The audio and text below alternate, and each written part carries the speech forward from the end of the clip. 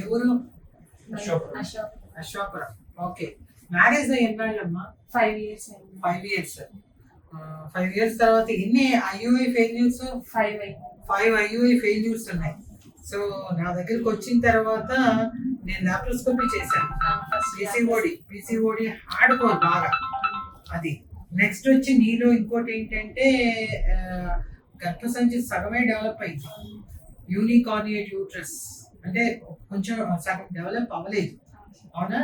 So first టైమే మనం IVF చేసాము, కన్సీవ్ అయ్యాము. సో కమల పిల్లలు ఇద్దరు కూడా బాగున్నారు. ఆల్మోస్ట్ 10 weeks వచ్చింది. సో నీ ప్రాబ్లం ఏంటి అనేది మా దగ్గరికి వచ్చాకే మనం చెప్పాం. అక్కడ ఎవరు కూడా మీకు గర్భసంచి సగమే డెవలప్ అయిందని చెప్పలేదు కదా, ఏం చెప్పలేదు. సో ఎక్కడెక్కడ తీసుకున్నారు ట్రీట్మెంట్? ఫస్ట్ మ్యారేజ్ అయినాక 1 year తర్వాత హైదరాబాద్ లో తీసుకున్నారు.